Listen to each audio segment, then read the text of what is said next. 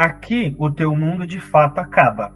Se o observador ele se afasta totalmente dos pensamentos, reconhecendo os pensamentos como uma ilusão, as imagens como uma ilusão, tudo que representa um limite como uma ilusão, se ele se afasta disso, ou ele se afastou então da atração da morte, do que ele vai se lembrar?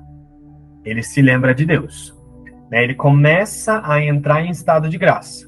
E aí entra o último obstáculo, que é o medo de Deus, o medo de se dissolver na totalidade. Porém, esse medo, como a gente vai ver, ele vai se tornar uma coisinha muito boba, assim.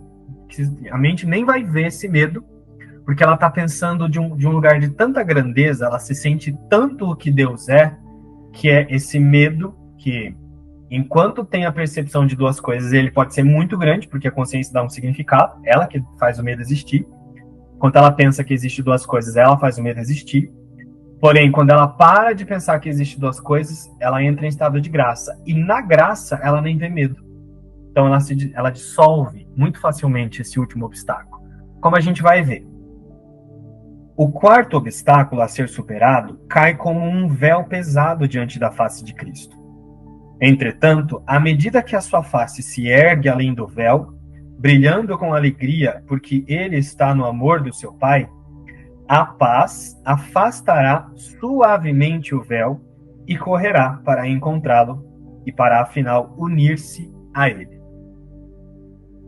Pois esse véu escuro, que parece tornar a face do próprio Cristo semelhante à de um leproso e fazer os raios brilhantes do amor do seu Pai, que iluminam com glória a sua face, aparentarem ser rios de sangue, desaparece na luz intensa que está além dele quando o medo da morte se vai. Vou ler de novo.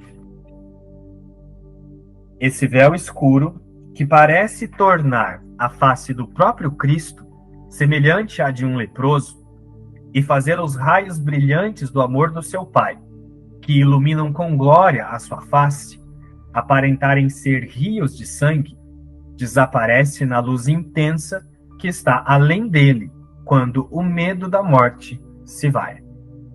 Quando você de fato começa a olhar para os pensamentos, seja qualquer pensamento que você tem em relação a você mesmo, ou em relação a qualquer coisa nessa ilusão, quando de fato esse observador começa a se afastar e ver esses pensamentos como sem significado, ele não está mais validando a atração da morte. Significa que ele não pensa mais que ele está contradizendo Deus. Ele está pensando, ele está aceitando que nada real pode ser ameaçado. Então, quando o medo da morte, a atração da morte se vai, esse observador começa a entrar em estado de graça. E na graça, como ele trouxe, a paz, né, dissolve muito facilmente esse medo.